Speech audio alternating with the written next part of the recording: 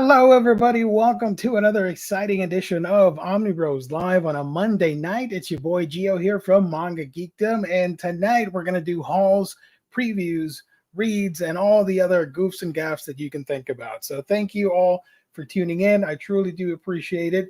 Thank you for following the Omnibus Collectors Network and, of course, Omnibros Live. And yeah, I think this is the first time you're first, Josh. That is really awesome. So congrats. So thank you to the chat. As always, you guys are lovely.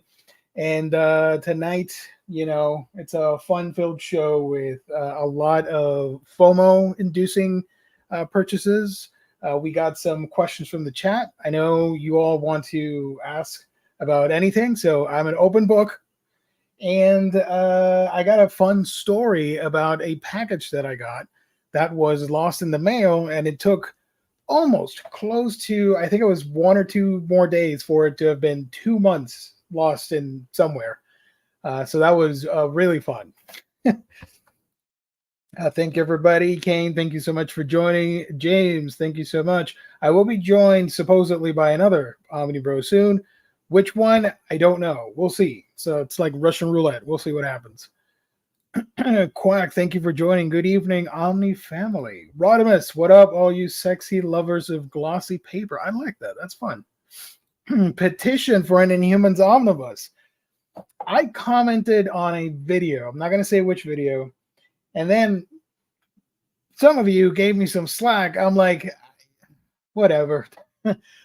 I'll keep being a petty a-hole about this. I want that Inhumans Omnibus. I'll keep petitioning for it. Yeah, why not? You want an IST card? Sure. Not the gift card, but a card nonetheless. Speaking of in-stock trades, thank you, Josh, for that fantastic segue to our sponsor, the lovely InStockTrades.com, your home for all things collected editions. You get your omnibus, trade paperback, hardcovers, manga, and more for great discounted prices that range from 35, 42, 50% off at times. It's crazy over there. Go to InStock Trades for all the amazing deals. And if you make an order of $50 or more in the US, you get free shipping. Plus the loyalty discount, which adds an extra 2% discount when you make purchases on a week-by-week basis. All that and more when you visit InStockTrades.com, our lovely sponsor for this broadcast. So shout out to InStockTrades.com. Here's another look at the website. These are your deals of the week. They will disappear tomorrow, Tuesday, noon Eastern Standard Time, with peace and love. They will be tossed out, and there will be no more. You will get them at a higher price. So this is your final shot to get the Omnibus Volume 2 at 46% off, for example, and the Awesome Fool Night at 40% off. And of course, here's some of your new releases and your top sellers. Don't forget about the sales. Of course, if you click this tab right here, you can see clearance, damages, and of course the red tag sale. Lots of interesting things. I wonder if the one book that we were joking about is still on here. There it is, Micronauts. You can get it for 43% off. That's fantastic if you're a fan of Micronauts, unlike me. So again, InStockTrades.com is the home for your collected editions needs. Go check them out. All righty. Let's see what's up. Hold up. Okay, let's do this. There we go. Got it. Spot Boy, thank you so much. Also, I do want to point out that we did do the gift card giveaway, obviously, but that's coming up soon. In another week, everybody is can be in the running for that gift card except Hanky Pym. You can't win twice in a row. So, yeah. What is the red tag sale? The red tag sale is when they get like heavily discounted and stuff. I don't know. I would love some ramen noodles. I think I got it. I am pretty effing excited for that Lobo Compendium. At the last minute, I usually make the thumbnails, and I was picking a DC book, and I noticed the Lobo book. I'm like, yeah, okay, that's cool. A lot of people are excited for that compendium. Sucks that it's a compendium and not an omnibus, but at least it's better than nothing. You should still support it. You should still buy it if you really want it. But I lost my train of thought. Oh, and then after I got done with the thumbnail, I noticed that there were other cool books coming out, but then I weighed in the possibilities. I'm like, nah, I think our audience will like the Lobo compendium more than, say, an absolute edition that's coming out, because technically the absolute edition is a larger version of something that is already out, whereas the Lobo stuff, correct me if I'm wrong, does not have a lot of collected editions and stuff like that. So between the two, I went with Lobo, and I'm so excited to see the feedback in the chat that they are also excited. Happy for everyone who loves ROM. You know what I do like? I like ROMs. ROMS.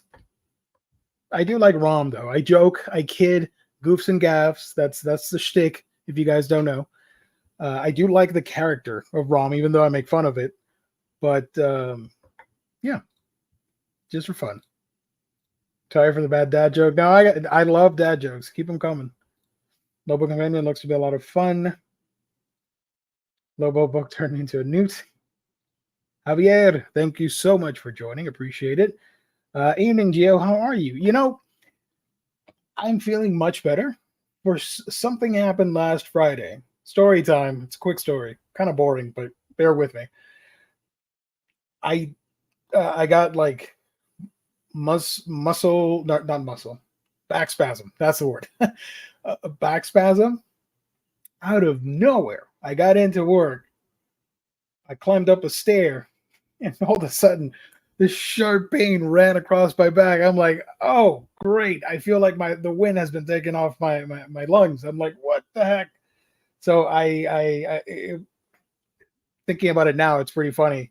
I was seeing everybody in the morning and saying good morning to everybody, and I'm like, good morning. I could barely talk. So I gave myself like a minute or two to straighten up before I started doing some mild exercises on my back while I was working. And all through the weekend, it was so annoying. I feel better. I feel good now. I feel better now. But I had planned a whole segment for tonight where I was going to talk about what I hauled, which happens to be 2 graphic novels. And I wanted to read them and talk about them with you guys. And I failed miserably. I was in such discomfort. I don't want to say pain because it wasn't all too bad. It was just that one moment. But then it just bothered me all through the weekend. So it's unfair to say I was in pain. But I was really uncomfortable all weekend long and couldn't find this. This sounds so lame, and I just aged 30 years by saying this. I couldn't find a proper reading position where I was comfortable. I'm like, I can't do this. I didn't even record stuff for my channel because I was in such discomfort. So I delayed everything. But I do have the book, so I can show them off because they look pretty awesome, I think. I don't collect a lot of graphic novels these days like I used to, but I think these might be one of my favorite pickups of the year. The presentation is really nice for a trade paperback. I was pleasantly surprised. Getting old sucks. I know. I don't mind it. I really don't. And when people make old jokes or whatever, I don't mind it at all. Like, whatever. Everybody's going to grow old. It doesn't matter. But, Jesus Christ. YP, thank you for joining. Hey-o, everyone. Holding down the fort yourself tonight. I am supposed to be joined by one of the Omnibros. 2 are on assignment. Let's just say that much. And I feel there might be another one showing up. I don't know. I did not confirm because I was late setting up the stream. But here I am to talk with you wonderful people out there. All right? I hope you enjoy the show. Got to stretch. That's true.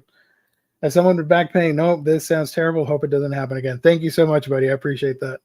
I think I rarely get those. And I thought when it happened, I thought I didn't do anything. I wasn't lifting anything. I wasn't doing any weird motions with my back or waist or hips or whatever. Out of the blue, I guess it was just the sudden movement of climbing up it's a pretty steep step to get into the workplace. Maybe it was that. I don't know. Who knows? Let's see. So since I'm by myself, if you guys have any sort of question, by all means, let me know in the chat.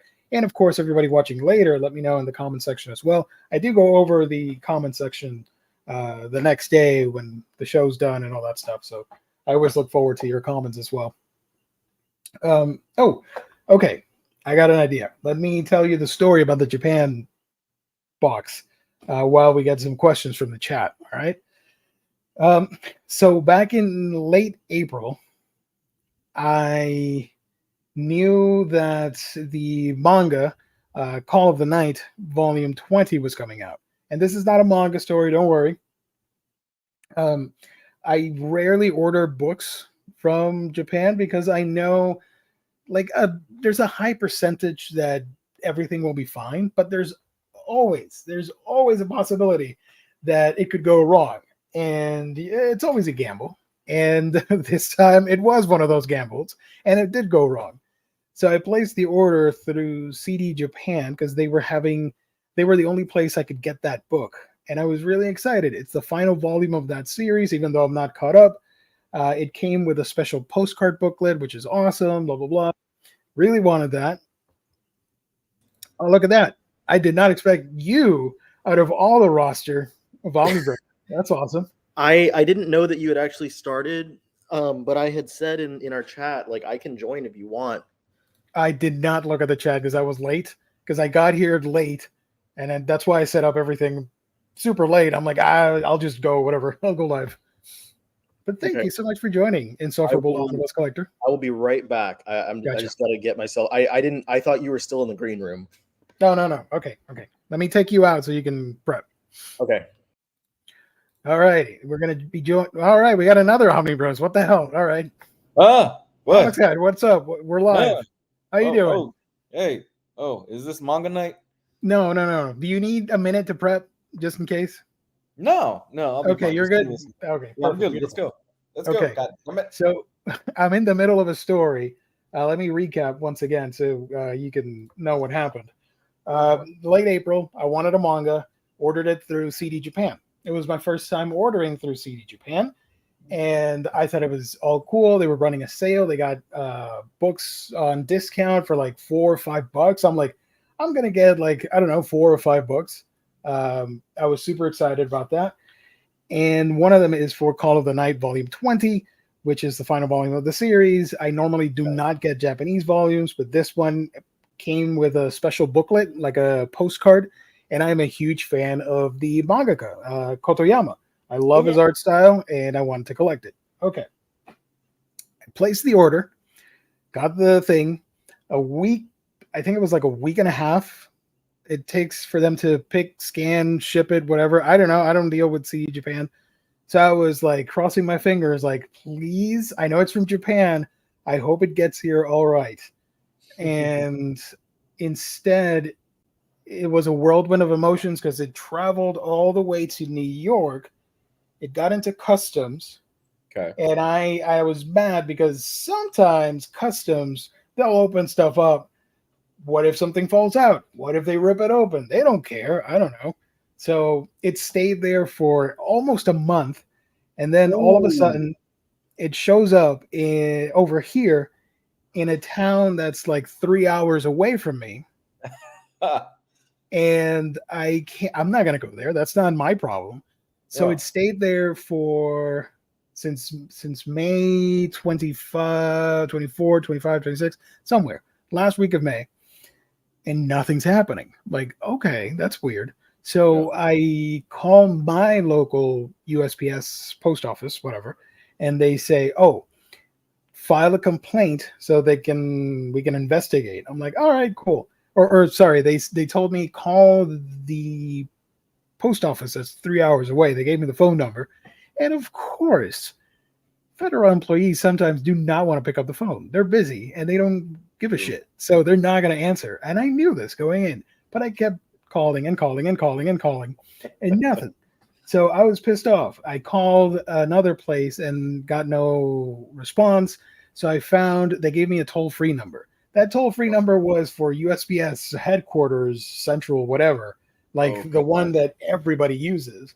So this lovely, sweet old lady picks up the phone, and I'm trying to explain what happened as calmly as possible because I was getting pretty mad, agitated.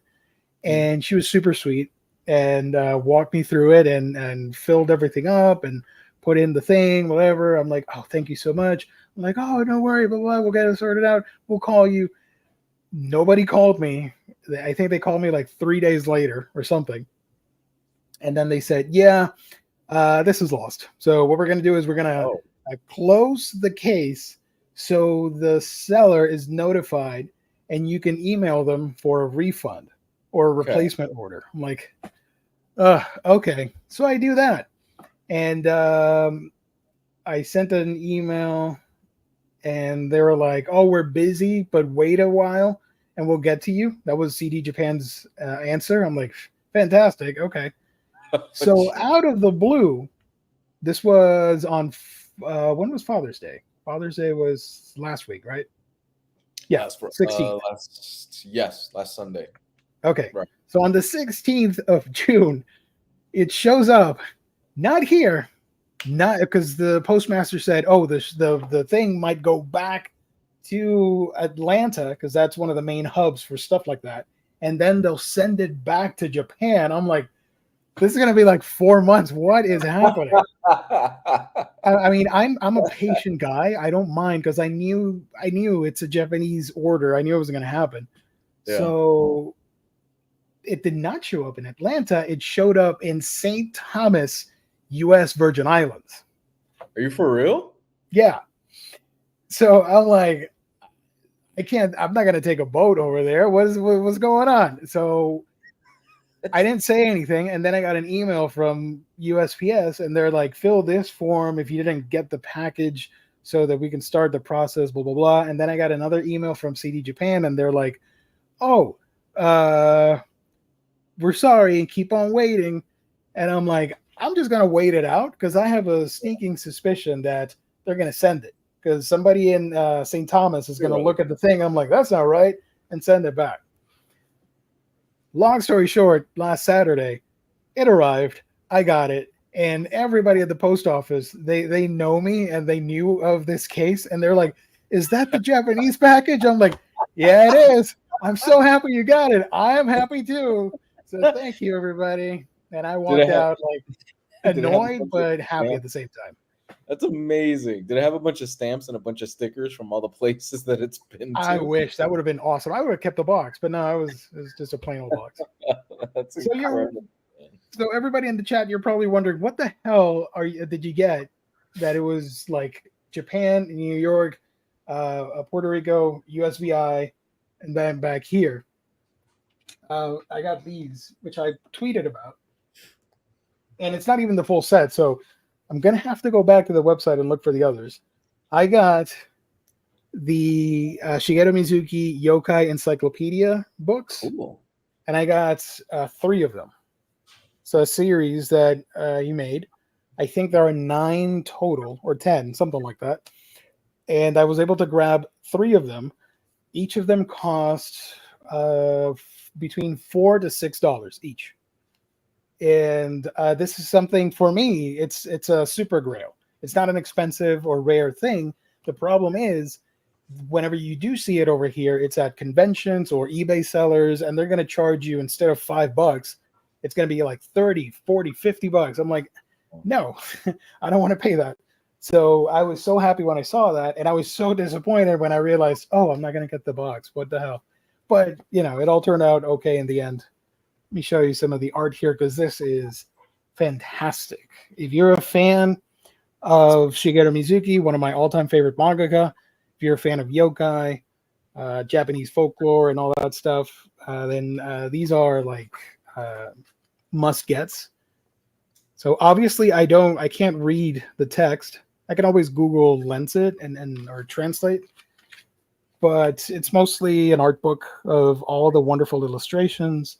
And I love that Mizuki, like, you'll have that super detailed drawing that I just showed of a frog, and then you have something like this. And then let me see if I find one from Kitaro. And then you'll have something like this, which is super cartoony, contrasting with the super hyper detailed background style. He's a cartoonist and a mangaka, or was, sorry, rest in peace. So this is more of a yokai encyclopedia, and this is more about Gegege no Kitaro. So you see the characters there, and more illustrations from the manga. And this is really cool. You get the anatomy of each of the yokai. And I think somebody translated it online. So I'll have to look it up and read it while I look at the pictures. That's so awesome. That's really cool. Phew. But yeah, look at that. Really cool. More diagrams and all that stuff. In the last book, I believe this one's more, yeah, this is heavy on the anatomy. Here's a Tengu, looking really creepy. And yeah. So really happy about that. Finally got this off my checklist a little bit. But again, they're like 10 books, so I have to look for the others. That's awesome, man. Yeah. Dude, I'm so happy that it ended up working out for you, because a lot of times with the post office, if it's gone, it's gone.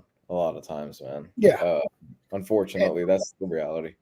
And I've had that happen before. No biggie. Usually I'll get a refund or somebody will send it back, another copy, and I'll get it. So, yeah. But for that price, I'm like, what if they sell out and I can't get it again? Like, but it all worked out. I have my own shipping snafu story now that I can. Yeah, let's go. I'm in the same boat. I was going to say mine. Go ahead, Riley.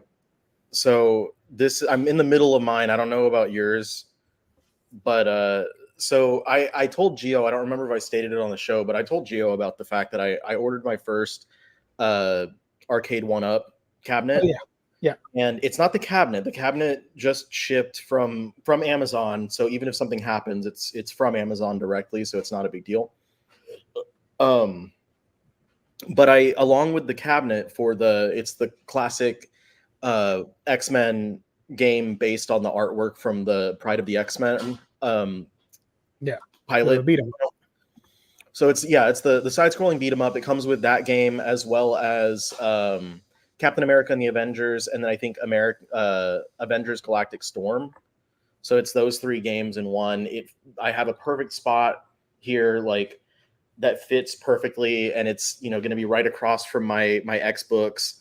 So yes, 4-player. It's going to be great when the guys come over and we have guys' night. We can all huddle up around this thing in the corner and play. It's going to be great. I'm excited. And as you can see, it comes with the riser and it also comes with the stool. But I wanted to get a second stool because I wanted to replace our bar stools with X-Men stools. And the second stool is currently not in production. So I had to buy it off of eBay. The second stool has Wolverine and Storm on it. So I ordered the stool on eBay, and the other day I get the notification that it arrived. So I go out to pick out or to grab the package, and there's a box outside the door, and it's a big box. And I'm like, I guess if this is if I have to build it, if I have to screw the components together, then I guess it can fit in this box. And then on top of the box was this little thing. And I was like, I don't remember ordering anything that would come in this size of a package. And so I looked at the box first, and the box is from our sponsors, InStockTrades.com, where I get all of my comics and manga for great discounts. I don't know if you did the plug yet, Gio. I'm assuming you did, but there you go. And then the other one says it's from Walmart. And I was like, what? And I'm staring at it, and it says on here, it says Stool X-Men. So that is the package. And I was like, did I just get like Tmu'd or something? Like, did they send me a little toy replica of an X-Men stool? And so I bring it inside, and I'm like, what? And it even says on the label, actual weight, it says 14 pounds. I'm like, this is not 14 pounds. So I open it up, and I got this little plush. Star Wars? Is that Star Wars? Evil BB-8. Whoa, he trolled you. BB-8 got you. It doesn't even work. And it's supposed to like make noises. It doesn't even work. So like immediately I went onto eBay and I was like, hey man. So and I'm like, I know your game. Like I know what's going on. This guy's drop shipping. Like he's trying to be a drop shipper, you know? Okay. He sold the item, and I partially blame myself for not being smart enough to realize that like it was also available via Walmart for cheaper than what I spent on eBay. I just in my head immediately I was like, eBay, like I want this thing. It's not available from the website, eBay. So I go to eBay and I order it from him, and he's selling it for about $30 more than Walmart is. And I realize this now because I went to the Walmart website. And he responds after I say, hey, so I was sent the wrong item. This guy, like, very obviously trying to dodge anything that would be me able to say, like, you're drop shipping. He's like, oh, I've had this issue before with the supplier. It's not a it's not a new issue. Drop shipping is like someone is selling things to people, but they don't actually have the inventory on hand. They are buying inventory elsewhere and then shipping it from there. And in a lot of places, drop shippers are buying bulk items from like websites that like not what's the other one? Not Temu, but there's the other one that like you can get a crap ton of Alibaba or whatever. AliExpress. Yeah, AliExpress. So you can order like 100 pens for $10 and then sell each individual pen for $1. So you make money off of it because it's a small item. But this guy, and I've seen people doing it in other ways from other locations. I know that people do it use some of our favorite comic retailers to do this as well, by the way. This guy was buying from Walmart and just giving Walmart my address to ship it to them. But now he's in a situation where like Walmart messed up, so he has to wait to get his refund. And now he has to get his refund so he can give me my money back. And so I'm stuck in this little loop. And he wasn't trying to particularly scam me. I know that that's not the case, but he's not a very good drop shipper. And he just got caught in the middle of something, but he keeps saying things like my supplier, I can't trust this supplier anymore. And I'm like, cause it's not a fucking supplier, my guy. It's a store. It's a store. You're ordering from Walmart and trying to like make it. And again, I blame myself partially for not checking other sites and making sure like that I could get it elsewhere. But if I had ordered it straight from Walmart myself, that means I probably still would have gotten the same little plushie. But I'd be dealing with one less step in between to get my money back. Yeah. He was bullshit. I'm gonna have to try to figure out another, because I want to have 2 X-Men stools. I need 2 bar stools. I need 2 stools for the bar. I need 2 stools to put in front of the game so 2 people can play, and then other people can kick rocks and just stand up, I guess. It's this one, right? Yeah. Okay. So when I get the other one, I'm going to find out if it's plastic or vinyl covered. And what I could do is get a cheap stool that is the same design, and then get a vinyl printout and cover it myself.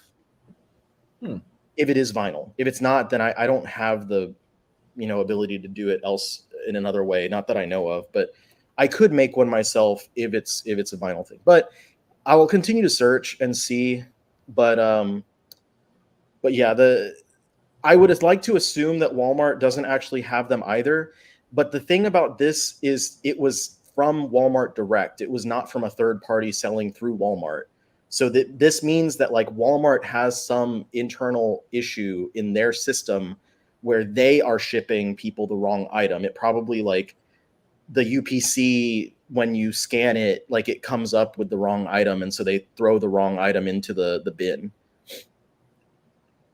But anyway, I do have that coming at the very least. Nice. And yeah, the 3 games are the one you mentioned, Captain America and the Avengers one, along with the beat 'em up X-Men. Yeah, like Right Every Day says upholstery shop can do that. If it is a vinyl thing on top, then I can. That's exactly what I'm planning on doing, is finding a upholstery shop that can do it for me. But if it's not, if it's like a plastic thing, then I don't know. Yeah. Lou, how about you? What's your horror story with the mail? Well, I got a happy ending with mine. So I ended up ordering a pair of shoes online through a reseller. Stupid expensive, but I really wanted this pair for a while. And I put the order in, and I'm like, all right, cool. This was taking a long time to get verified. Like, all right, whatever. This dude is taking a sweet ass time to send it over to StockX so it can get verified. That's kind of the process that you do in the reseller market with shoes. StockX gets it, they verify it, send it out. I'm like, all right, sweet. It hits, I think it was coming from it hits New Zealand or something like that. Wow. Goes ghost. Completely ghost for about a week. And I kept calling DHL. I'm like, hey, this package I got, it's supposed to be, there's been nothing on it for a week. And they're like, things happen, whatever. Give it some extra time. I give it another week. Nothing. Absolutely nothing. So it's at this point, I'm like, this thing is gone. I've lost it. Somebody stole it, which is not that uncommon when you're buying really popular shoes online now, unfortunately. A lot of porch pirates, or a lot of people that work in UPS, or even people that work overseas. They see StockX immediately and they see what it could be, and they immediately try to snatch it or replace what's in it. So I wrote it off. Contact StockX. They make me go through this whole rigmarole where I have to fill out this paperwork and I have to do like a police incident report, all this stupid shit. Dude, it's stupid. And basically they're saying, oh, in the event that, they do show up, you have to return them to us. I'm like, okay, yeah, sure. So about a month goes by and I have it set up so with my DHL that I get a notification if I have a package that's out for delivery right away. It just, boop, I get it sent to my phone. I'm sitting at work, minding my own business, and I get a DHL notification. I go, this is weird. I don't have anything coming from DHL this week. So I'm like, all right, cool. It's out for delivery. It's probably wrong. It's probably some spam text, whatever. I brush it off. Then I get a notification on my Ring camera. Package dropped off. I go, what the hell? I'm not supposed to get anything. So I call my wife because I live in Miami, and despite the fact that I live in a good area, if it's a pair of shoes or if it's something really expensive, I tell my wife right away, hey, there's a package on the way. She's at home most of the time. Please pick it up so nobody comes and tries to snatch it. I told my wife, hey, sweetie, just can you grab it real quick and see what's in it? She opens it up and she sends me a photo, and lo and behold, it was the shoes that I ordered. It took about 2 months in total, but they finally showed up from DHL. Hell yeah. So I don't know what happened. I honestly had brushed the whole thing off. They had given me a refund back on my money. And this is, on the resale market, this was a pair of shoes that was going for about $300, $400. So I'm like, hey, I finally won one. So you got it for free, right? Or did you? Yeah. Okay. Even better. Yeah, typically it is. Because, you're supposed to return it back, but it was like 2 months. I'm like, yeah, okay. I'm not returning this back. Yeah, no. They're not going to miss it.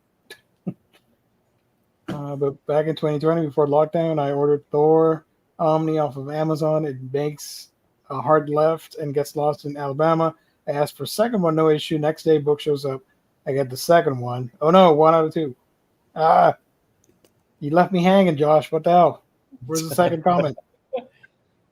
There it is. I returned the other ones. Order Savage Sword 2 and 3 Omni. Same thing happens. Then got Command the Omnibus for free. Nice. Rodimus was asked. No, that's not the right comment. Sorry. What was it? Here it is. Let's see that volume 20. I can't show you what's inside because I don't want to ruin it for myself. I haven't actually looked at it, but this is volume 20 of Call of the Night, the Japanese edition. I can show you, but I'm not going to pay attention. It's probably a huge spoiler. You know, it's all in Japanese. Obviously, I can't read it. But it comes with this little postcard booklet. This is what I really wanted out of this. And I saw somebody on eBay selling this for twice the amount. I paid what would be essentially your normal price for a manga over there. I can't remember what it was, between $6 to $10, somewhere like that. And the postcard flips open like this. And you get some really awesome Kotoyama illustrations inside. So let me show you some, not all. And you can see it's a postcard. My favorite illustration is here, which is the one I use as my Twitter profile banner. Let me see if I can find it. This one right here.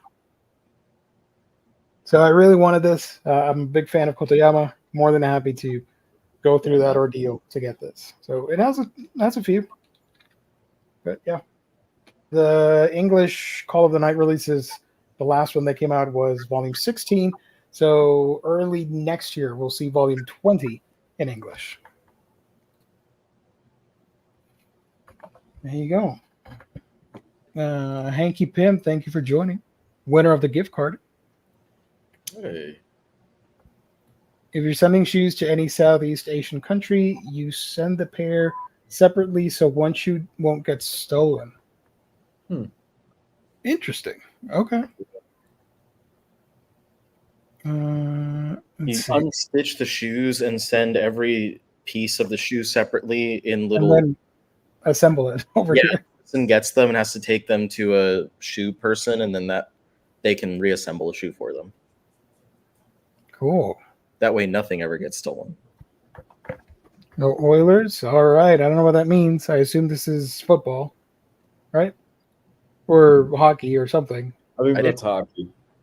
Oh, I was like, I'm from Houston, and we haven't had the Oilers in a long time. Yeah, I'm pretty good at hockey. Last year, con, a friend bought an original O'Malley page from the Parkinson group. It said it was delivered. It wasn't. 4 months later. Damn. It showed up on his dollar. Okay, I died, but happy. Okay. There you go. So speaking of, I guess we can move along with the topics tonight. Since I hauled that, did anybody haul anything interesting you want to show off? Probably. I don't That's know. all you guys. I don't have any hauls this week. Here's what's interesting. Did you know that you can stack unlimited? It's Billy Shelves Unlimited. It's infinite. Hell extensions. Yeah. You can go as many as you want because each extension has this thing for you to screw in another extension. So this is 2 extensions, 1 extension, no extension. That's so awesome. I love it. I'm gonna put the other extensions. Because I had bought one for each of these 3 shelves, but then I wanted to test and see and it works. And there's even a little bit of room, not enough for another extension, but I could put books vertical on that top. Yeah. It's nice to have tall ceilings, I guess. But that's not really a haul, but that's just what I've been. That's the expense. It's a haul. Yeah, sure. I hauled it in here. Yeah, of course. Yeah. Broke my back. But yes, that's what I I think. got 2 books. Kane wants to know how the extensions work. That you just screw it on the top. Right? Just a regular bolt or what? I mean, it comes with what you need. You just put it on Okay. top and screw it in. Like, how do you put them together for the shelf? Okay. It's IKEA. It works the same way any IKEA stuff works. You There just you go. put it together and then it screws in on top. Speaking of screwing, I screwed myself over this weekend because I was in horrible back pain and could not read these books. How about Aw. that transition? I'm sorry to hear that. man. I can understand. I was planning to review these books tonight for you guys. I picked up from IDW. I got The Hunger and the Dusk by G. Willow Wilson and what's homie's name? Chris Wild Goose. It's an awesome name. So I got this book, really impressed by it. And from Image, I got season 1, part 1 of Knights. I love the design of this book. You see the little slip here, like the slips that the Japanese booksellers use, book publishers, sorry. So it's imitating that. Hmm. You can see some of the art here. I have not. Oh wait, I don't think I can. Can I show that? I don't know. I'm not gonna risk it. Here's some of the art. This has like monsters and vampires and sexy people and violence and a lot of blood and really cool art. And what's cool is that where is it? The creators made playlists on Spotify for you to listen to while you read the comic. And it's really awesome that they printed the Spotify thingamajig here. Can you see that? Sort of. Spotify playlists for each issue. So you scan that with your Spotify app, and it'll open up the playlist. This has 5 issues inside, I think. So you're going to get 5 different playlists for each one. And it's really interesting. Some more art. I'll read this description because I thought it sounds fantastic. Florida is owned by Spain. America consists of 31 states. Vampires, ghosts, and other supernatural creatures are common and benign. The internet is infantile and irrelevant. This is the world that these characters are living in. It's pretty cool that it's Japanese, it's in Spanish, and it's in German, I think. Wow. Yeah. So, yeah. Obviously, I have not read this, so I can't give you my review, but I promise next show I'll talk about it, what I liked, what I didn't like. But I do like the art. And let me show you quick art here for Hunger and the Dusk, which from memory, it was sort of an arranged marriage between human and orcs, I think. In a decaying fantasy world, only humans and orcs remain. Yeah, there we go. Mortal enemies battling for territory and political advantage. But when a group of fearsome ancient humanoids known as the Vangal arrive from across the sea, the 2 struggling civilizations are forced into a fragile alliance to protect what they have built. It's a gesture of his commitment to the cause and to the relief of his bride-to-be.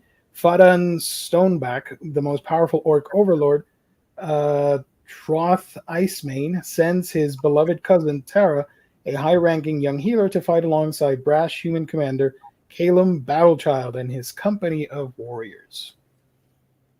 So I love the art from looking at it on online, and really wanted to pick it up and give it a shot. So I've heard great things about it. So there we go. Again, I have not read this, so I do apologize. Somebody's going to go in and dislike the video because I didn't provide the review, but what are you going to do? At least you watched the stream. That's what counts. Thank you. We always get one dislike, so somebody out there is mad at something on every stream. I get people mad at me for like seemingly the opposite. Like I have read something and I talk about how much I like it, and then they get mad at me and tell me that I'm a shill. Okay, I can So see that. it doesn't matter. Like you can enjoy something and you're a shill, or you can not have read it yet, and then they accuse you of never reading anything. You lose. Like You're no matter. never gonna please them. So Yeah, this is why I just as far as the internet goes, I'm just like, yeah. You invited me, Gio, onto I think Jess's Discord the other no, day. my Discord. Your Discord, right? Yeah. And I had to apologize. I was like, I can't do another social media platform, man. I love No, I you, got but I can't do another one. Discord's kind of the only one that I use right now, aside from like things that I make content for, because but just for like communication purposes. And mostly it's just very small servers that I'm in. So I have like 2 like friend group servers, and then I'm in like a couple of like professional servers. Okay. Like I'm in like the Anime News Network server because I did like freelance work with them. And then I'm in Geo's server. And I have my own, I just haven't done anything with it. Like I literally set it up and made like a bunch of different channels or whatever. And I'm like, I don't like, I can be in servers, but keeping up with one and like running it myself and having to worry about like, it's just giving me like, it's gonna be like the Facebook group at the worst of the days. Oh Jesus! I don't want Christ. to manage that type of thing, especially because like knowing the like manga fandom in particular, there's a lot of really young people that have gotten into it recently, which is fantastic. But a lot of those young people are also, they are as immature as their age would suggest, and they don't know how to have proper discourse, if you will, on Discord. But yeah, it also just takes the right like one, because I'm in a couple that like are nice to be in, and then I'm in others where it's like, y'all shut up. Y'all are always annoying. Riley, just have James run it. I couldn't do that to James. I would at the very least want to provide compensation, and I don't have the ability to do that. Well, James said yes to mine. I'm so grateful. But I'm in there almost every day, so it's all good. And we don't have a ton of people. I mean, I think I have less than 100 people, so That's pretty still small good, group. man. That's Yeah. still good. I like it because you really have to like the person to join the Discord, I guess. And Yeah. I'm not a big creator or anything, so all I get are wholesome, nice people in there, and some of them are in the chat, of course, here. So it's fun. I like using it. Yeah, Yeah, it's good when you get a good group. That's awesome. It's just for me. The main thing I post on is Instagram, and that's like my family. That's the only thing I really post on Twitter. I will occasionally post, and that's Javier pointed out. It's mostly just wrestling takes, just because I love wrestling, and I'm like, oh man, this match is great. I don't interact really on Twitter or anything like that. Just I don't interact on Twitter. I don't do the whole TikTok thing. I tried that, and I was like, I am 35 years old. What am I doing trying to do TikTok or anything? Which really, it makes me sound like an old fogey or anything like that, because there are older people that do it, but I'm just like, I know. this for me. It's not It's for me. wild because I'm older than the two of you. I know. It's just social media in general for me has just become just exhausting. I get that. Yeah, and mainly Twitter. Twitter is just horrible, absolutely terrible. Why would you even go on the section that's your recommendations or what? Because there's your followers, and then there's the other one where it's I forgot whatever it's called. Yeah, for you. For you, thank you. I don't know why anybody would go on that. It's just people constantly bitching about shit, and oh god. But yeah, social media in general, I'm just tapped out. Other than my Instagram, for like the 3 of you here that I've allowed into my Instagram and follow. I think Hayden's one of them. I love Hayden. He's so sweet. And Jesse Saywat is also one of them too. I do use the Twitter for you, and it is exactly what you say it is. Yeah. but I actively I know this and I still use it because it's just entertaining. And I'm because it's a fun chaos. yeah, I never get invested. I'm always just sitting back laughing at everything I see. So like the entirety of last week, it was just people like complaining about Star Wars, and I'm like, Oh my god. you know you don't have to watch this if you don't like it. No, Yeah. they do have to watch it. I don't know Well, why, but the complaints about like this is ruining this is ruining this, and the funniest part about it all, and I don't want to go any further because people get really like about Star Wars everywhere. The funniest part about it is that people are like, George wouldn't have wanted this, and it's like you guys were saying that George ruined the franchise, and now you're trying to like go back to him. Come on now, like make up your mind. Like, do you love George Lucas? Do you hate George Lucas? Like, which do you? I'm still in the camp that like he did a lot of bad for the franchise after the original trilogy, and I will stay in that camp because I'm not a shill, you know. Yeah, and he got that sweet pay from Disney, billions of dollars. He's Yeah. happy. he got a very nice paycheck. He's set for life. He doesn't have to do anything. He just sits back and he's like, Yeah, they bought it. They can do what they want. I don't care. Like he never.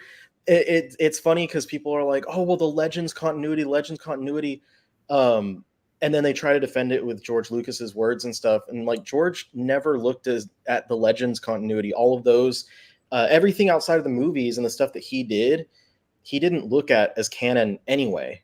So it's like you gotta make up your mind who you're siding with and know like what these people are saying. But at the end of the day, again, and I said this a week or two ago on the show, like you don't have to watch it, and it's not real. So like you can pretend whatever you want is or is not canon. It doesn't matter. It's not real.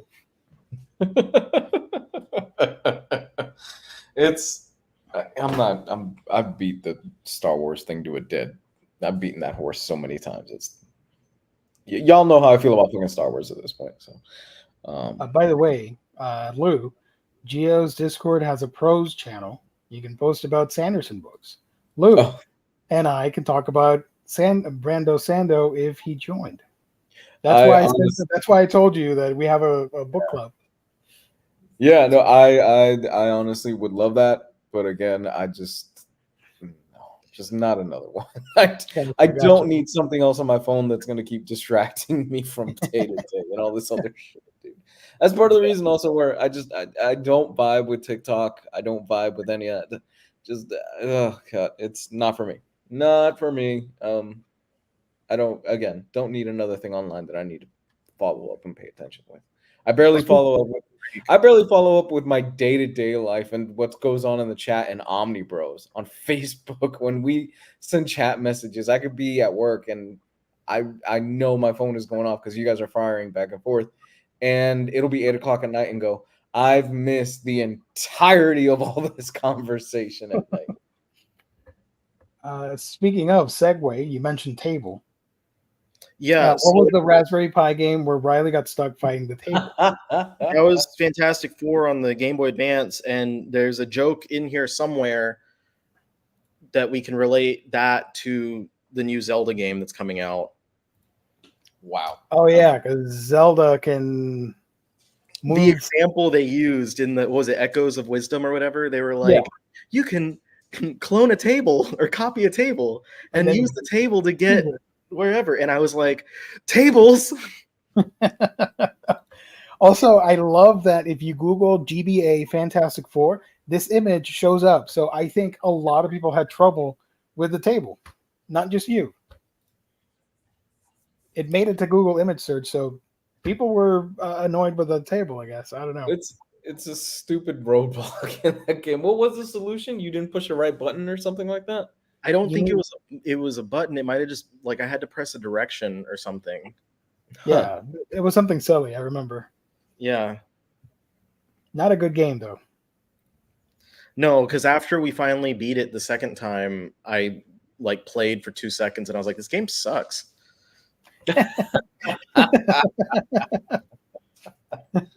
That's fair, Lou. We can talk about Brando on Wednesdays. There you go. Yeah. No. Anybody read anything interesting you guys want to talk about? I read old nerds complaining about Star Wars. That's yeah. Oh god, never mind. I'm gonna jump down a rabbit hole I don't want to jump down, and it's just at this point people should know better than to interact with shit like that. I read, so I ended up finishing up. This is because I've been obsessed lately with all the Cosmere stuff and the Brandon Sanderson stuff, so I won't dilly dally too much on it. I finished Dawn Shard, which is a nice little novella in between books 3 and 4. That was about 170 pages, which it was a quick read. It only took me about 3 days. I couldn't put it down. Finished that, loved it. I really dug the fact that it was a story involving a character called The Lopen, who is that you say his name like that. It's kind of like a Tribe Called Quest. You say the full thing. His name is The Lopen, and it was a really, really cool story as a side piece that I'm pretty sure will play a much bigger part later on. I have now started book 4, which is Rhythm of War, and I'm about 180 pages into that. Man, he does not let up on the gas with that. Book 4 starts out with a bang. What's really great about this is that he's had 3 books and thousands of pages at this point to set up these characters, and now that he's on book 4, it's all right. You know who these characters are. We're gonna hit the ground running, and he hits the ground running hard in this book. So I'm looking forward to see where this goes. After I finish this book, which will take me at the rate I'm going probably about 3-4 weeks. I've got one more book to read, and then I'm all cut up for December. So I'm looking forward. Nice. Cool. Let's see. Oh, I missed this comment, and now everybody's going to think I'm narcissist, but I will say, and not trying to kiss up or anything, G always seems to have the best attitude, even when bringing up the snipers. I love the snipers. Where is it? Where? Oh, but you can't read it. Wait. There we go. Take you out. I'll call snipers and murder you. There we go. You look really presidential right there, Gio.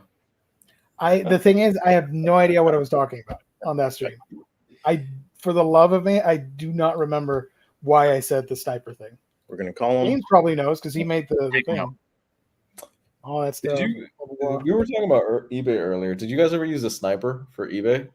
No. I did. Oh, really? I used to use them all the time. I just manually would do it Yeah, in like 3 seconds or something. Really? No, I would use a sniper. I'd use a bot. And this is why, because I knew that if I set something up, if I set up a bot, that I would just buy way too many things. I would take advantage of it. So I was like, I'm gonna do it myself, because if it leads to a manual like user error and I don't actually get it, then I'm not, and it's more hands-on. So like, what you're like, I have a better sense of what I'm spending. Mm-hmm. Yeah. Well, this was during my college days, because I would have a class. I'm like, fuck, this auction ends at 10:15 or something like that. My class starts at 10 and it doesn't end until 11. I'd set up a bot, and then 3 seconds left, the bot would just shoot the price into it, and I'd get a notification while in class that, hey, congratulations, you won your auction, or hey, congratulations, or hey, you suck, you got outbid by somebody else with a sniper. I'm like, fuck. What's eBay sniper? You just sniping with the winning bid at the last second. Yeah, but it's a bot. It's a bot that does it for you. You can set up a bot to do it, but you can manually snipe as well. I don't know about y'all, but I'm saying y'all as in both of y'all and everyone watching, but I never bid on anything before the last few seconds. I never place an earlier bid on something. I don't go in there and I don't put because that's going to motivate other people to jump in and start bidding. Exactly. I don't want to start an early bidding war. happened. I set myself up at the last like minute or so. I sit there and I put like, this is my max bid or whatever. I make up my mind what I want to spend, and then I put it in there. And if it gets outbid, whatever. But I've never started bidding on something earlier than like less than the last minute. There you go. You're ahead of me in book 4. I got to chapter 12 today. Oh, nice. Dawn Shard is amazing. The Lopen is the best. Lopen is fantastic. Dawn Shard as a book is so good because it focuses on a character that is handicapped and she's in a wheelchair, and it starts out the story of what happened to her, and she's kind of feeling down, and she's like, man, what's my place in the world and everything like that. And man, he handles a character with disability so well. And he doesn't take the cop-out ending where, oh, because of magic, now this character can walk. No, he doesn't do that, which is kind of what I expected. But I'm like, oh, you actually really handle that really well. There you go. Let's see. Reads. I didn't read much. I was only able to read a handful of manga before I was in pain again. My back. But it's not a manga stream, so we're not going to talk about that. We'll talk about it on Thursday. And I can't believe I didn't do this today. I am so sorry. I'm slagging. Hold on. Where is it? Hey, there we go. From our man, our correspondent in Japan. He's vacationing over there. So shout out to Very Fine Condition. Let's see. Let's do some previews while we're at it. Share my screen. I can finally know what I'm going to be buying tomorrow before. I always just go onto the site and I'm like, oh, this came out. So we got a bunch of reprints and some cool stuff as well, some new releases. The first one is Absolute Final Crisis. By the way, we are at Lunar, in stock trades and all that stuff. Absolute Final Crisis 2024 reprint. If you don't have it, now you can own it. It's not my favorite Crisis event, but I do like the art in it, so that's always good. Pass. I already have the omnibus. There you go. With everything in there. Also coming out, Absolute Superman by Jeff Johns and Gary Frank hardcover. This collects 858 to 863 of Action Comics and 866 to 870. Superman Secret Origin 1 through 6 and stories from Action Comics Annual number 10, New Krypton Special number 1, and Action Comics number 900, along with a bunch of special features. This is great stuff. This is probably going to be my pick of the week. This is the closest that we're going to get to a sequel to a Richard Donner Superman story. It has that feel. Not only that, but if this is what I think it is, it's been a while since I've read it. Doesn't Gary Frank draw him to look like Richard Donner Superman in this? A lot. Yeah. It's very evident that's him. And it's not collected in this one, but Last Son of Krypton was co-written by Richard Donner. Okay, that's not in here. All right, yeah, I remember there was something that Johns did with Richard Donner. Okay. Yeah, that arc in particular is not in here. I don't think, if I'm recalling the issues in there correctly, because Frank didn't do the artwork on that. He came in after that arc. Okay. All right. Yeah, this is great stuff. This is one of my favorite Superman stories, and it's probably going to be my pick of the week. If you have not, for whatever reason, read this, you do owe it to yourself to read this. It's fantastic. Is this the Brainiac story? Is this the one? It's in there. Yeah, it's in there. Okay, yeah. This is the Brainiac and the Legion of Superheroes story that preceded it. Yeah. There might be a little bit more, and then of course Secret Origin, which Secret Origin is fantastic little 6-issue origin story for him that utilizes a lot of classic villains and does a lot of good with Lex as well. So this is a really good one. I'm personally just waiting. I've been patiently waiting for a Johns Superman omnibus that would include all of this as well as the previously mentioned material and other material. And I think we're coming to it eventually. They're just kind of working around it right now. Yeah, it's great. I don't know if I read all of it, but That Brainiac storyline is one of my all-time favorites for Superman books. Love it. Yeah, that's my pick. Unless something else pops up, but that's my pick. Speaking of Brainiac, it's a cool cover from one of the ongoing comics. That is a really cool cover. Batman, Catwoman, The Gotham War hardcover. This is by various people and drawn by various people. Congrats. Chip Zdarsky, Tini Howard. This collects Batman 137 to 138, Catwoman 57 to 58, Batman, Catwoman, The Gotham War Battle Lines #1, Scorched Earth #1, and Red Hood 1 and 2. I'm probably gonna have to pick that one up. I do love this cover. It's awesome, especially with the pink and pink hues and purple. Single. We're getting the reprint of Flash Year 1 from Joshua Williamson. If you don't own it, now you can grab it. What's that downset fight? It's a football on the left.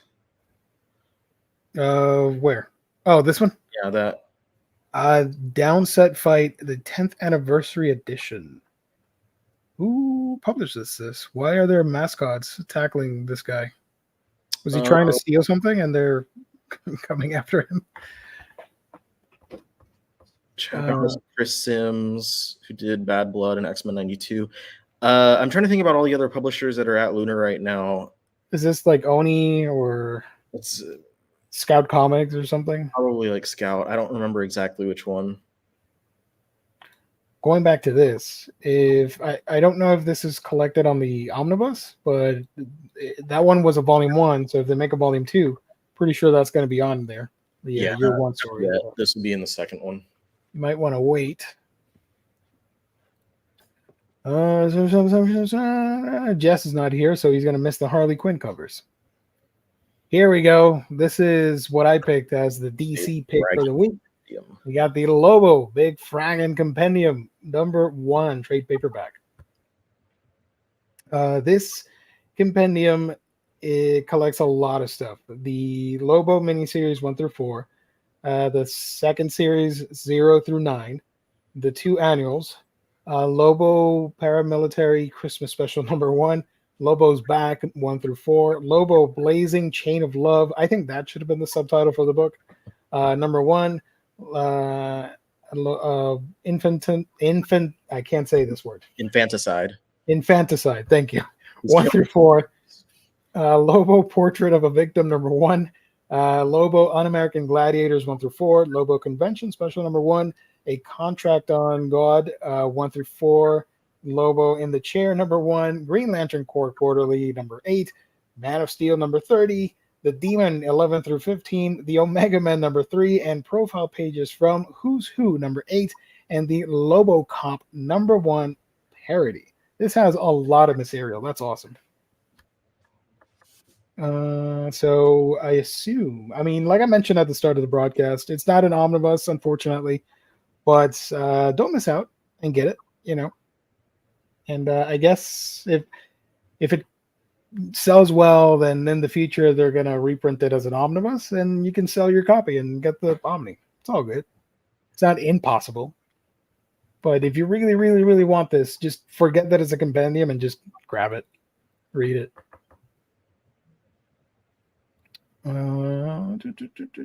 Penguin Volume 1. This collects issues 0 through 7 from Tom King and a whole bunch of people. Have you guys read Penguin? No, but I'm really looking forward to that HBO Max series. Yeah, it looks good. Holy crap, that looks so good. I can't believe it still blows my mind. That's Colin Farrell under all that makeup. Thank Jesus. Yeah.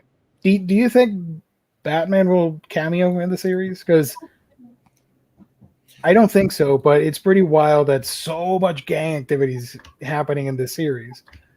And I think you get a very brief cameo at the beginning or on the last episode. Maybe at the end, yeah. I doubt we'll see Robert because I'm pretty sure it's going to be expensive to get him for the show. But it's kind of weird to not have a Batman in the show. Is it supposed to be set before or after the movie? Right after the movie. Okay. Yeah. Because it would if it was before, then you could easily excuse it with being like, oh, he's like forming his criminal empire. Yeah. But if it's after, then yeah, it's like why where is Robert and his motorcycle? Because they show the flooded city at the start and the stadium and all that stuff. So yeah. Unless it's like this is right after the movie, but and then they do this is how we got here. Then the last episode is okay. We're back to the main timeline. Yeah, It's you'll just probably. I'm with like- NFL dude. I'm with NFL dude. You'll see either a stunt actor or a CGI model. They won't get pats. You'll probably see maybe a shadow or something. You'll see from the back, and it's just like his cape flowing, and then he like comes in and I don't know, punches someone real quick. Something like that. Yeah. Now wait a minute, Power Girl. Hold up. It'll be what's his name from Reacher, Alan Richmond or whatever. Oh, that'd be a sick Batman. There He's- is a very huge difference in size between those guys. Alan Richardson is built like a brick shit house. He's I Is think he- 6'4", 240, wants to play 250 of Batman. muscle. And he should get it, rightfully so. If you've seen Reacher, there's an episode of the last season where the dude wears a suit, and I go, "That's fucking Bruce Wayne. That's Bruce Wayne right there." You just dye his hair black, get him blue contact lenses. The guy is 6'5", 250 pounds of solid Yeah. fucking muscle. He's a Yep. stud. Jesus, give it to him. And he's a great actor. He wants to do he wants to be Batman. Give it to him. Hopefully it happens. I'd be down for that. Superman. That's a weird looking Superman. Okay. Looks like John Hamm. Is he all right? What's going on with that Superman? He looks like stood too close to the microwave a little bit. This one looks like a cosplayer cosplaying Superman, and he was drawn professionally. I don't know. Oh, and I forgot this is coming out. I'll wait for the collected edition. I am a big Zatanna fan, so I will grab this. But Tamaki is doing the Zatanna series, the miniseries. All right. Okay. And I believe that's it. Yeah. So from the other publishers, let's go over to previews. Image Comics. We got Cobra Commander Volume 1 with 2 covers. This is great. This is great. Everybody should be reading this. It's such a good series.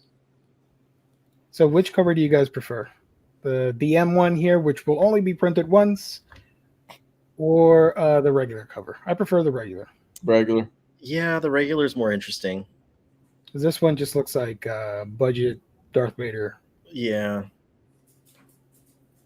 So there we go. Cobra Commander collecting. This is ongoing? Yeah, ongoing 1 through 5.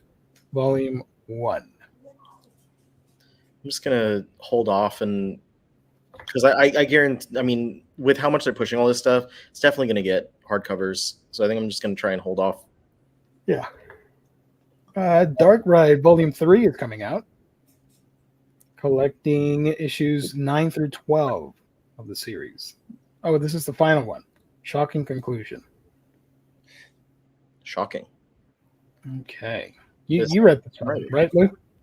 Yeah, no, Dark Ride's absolutely. It's a shit ton of fun. I need to finish the series, but man, it's if you're into horror and if you love theme parks, this is your bag. It's a really good This series. is the comic for you. Hey man, I'm not telling any lies. Honestly, though, it is fun. It was one of my favorite horror comics of last year. Nice. We got Hack / Back to School. Collecting 4 issues of that miniseries. Hack / there we go. We got Junior Baker Righteous Faker. Sure. Okay. The surprise sequel to Butcher Baker the Righteous Maker. Never heard of both of these books ever in my life. You know what? Sorry, I'm still on the Batman thing in my brain. You know, Yeah. I look at Robert Pattinson and I'd be like, I am not intimidated by this dude. And I love the Batman movie. I thought he was great in it. But if some guy like shows up, I'm gonna whoop your ass. I'm gonna look at him and go, are you? Are you really? Versus Alan Richardson, who he shows up, I'm like, oh, this dude's gonna beat my ass. Yeah. The hell, Junior Baker. Oh, 5 issues of Junior Baker. Kaya. Is that 3. like a sequel to Butcher Baker, the Righteous Maker? That's what I read. Sequel to Butcher Baker, the Righteous Maker. I thought everyone forgot that existed, including Joe Casey. I did. When was the last? Wow, 2011. Jeez. The surprise sequel. Yeah, even they're surprised. Okay. Shout out to previews. I think even Joe Casey was surprised. Like, I wrote this? Kaya, Volume 3, collecting issues 12 to 17 of this series. I do want to read this. I have it on one of my wish lists. Pulled the Stephen King when he was writing Cujo. Midlife, or How to Hero at 50, collecting all 6 issues. Oh no, wait, sorry, my bad. 1 through 6. This is volume 1, so it's an ongoing series from Steve Buscelato. Oh, cool. What's it like being a superhero and getting a prostate exam? Sure. Something like that. Ruben is a 50-year-old legacy firefighter who's been afraid of fire his whole life. Instead of running into burning buildings, he pushes papers, living in the shadow of his father, who died a hero on the job. After 25 years in the LAFD, he's firmly in the middle of an unremarkable life until his new wife gets pregnant, and a random act of courage reveals that Ruben is fireproof. New York Times bestselling writer, blah, blah, blah. Stefanos, how do you say this last name? Stefanos Simeon? Simeon, please, to tell the totally relatable story of a middle-aged man who embarks on the greatest midlife crisis of all, becoming a superhero and a dad at 50. So he gets a boat. Hell yeah. That's his Batmobile, the boat. The boat that he buys is the Batmobile. Also coming out are Bones Dust, collecting issues 1 through 4, plus bonus sketchbook and variant covers. This is Bones, when an AI archaeologist on a final mission to post-apocalyptic Earth finds a feral child that's equal parts predator and prey, they form an unlikely bond. Together, the two are hunted by a family of nomadic cannibals across a brutal and bloody landscape, even as a homicidal mechanical menace lurks in the shadows. Finding hope by the end of this horrific adventure may just prove to be very difficult for everyone. That sounds cool. Dig it. Nice. From Ben Stenbeck. From Boom Studios. Hell yeah, we got some Garfield comics. Garfield Full Course Volume 3. Can add that to my wish list. And Sons of El Topo Omnibus hardcover. This one was hyped by a lot of people, right? People were excited for this one. This Mexican Crow? A bandit without morals or limits. A transformative journey through the West and his 2 sons, Cain and Abel. Is there a Spanish word for crow? Is there? Or is it? What? Sorry, what was that? Is there a Spanish word for crow? Cuervo. El cuervo. Yeah. There we go. Nice. Prepare to be immersed in a surreal and deeply spiritual Western where fate brings the 2 sons of El Topo to the end of their journey, collected in a premium hardcover omnibus for the first time. Interesting. I need to see the actual movie first so I can. I've never seen the film. Oh, we're not talking about the Crow. Oh. No. The 1970 Topo. El Topo. Oh, this is the first time I've heard of this. Cool. A friend of the show, Alejandro Jodorowsky. Oh, I have heard of this. Okay. Oh, yeah. Jodorowsky. God, I wish his Dune movie would have gotten off the ground. Would have been fucking nuts, bro. Oh my god, that movie would have been balls if he had actually gotten it off the ground. The Sons of El Topo, is that about the Omnidog family? That is very true. Ladron is an amazing artist. I love his Inhumans stuff. Really good. Oh my god, we've brought this up on the show, but if you're in the chat, for the youngins out there, and you have never seen Jodorowsky's Dune, the documentary that came out a few years ago, or like 10 years ago, it would have been fucking nuts. Jodorowsky wanted to direct a Dune movie, and he almost did it. Oh. This is insane what he wanted to do. It would have been high as fuck. It's like he had H.R. Giger doing concept art for that. He had His Salvador Dali doing Yeah. what was it, background painting and stuff like that.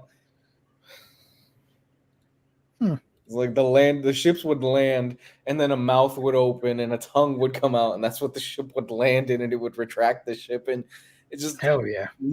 crazy stuff that has nothing to do with Dune.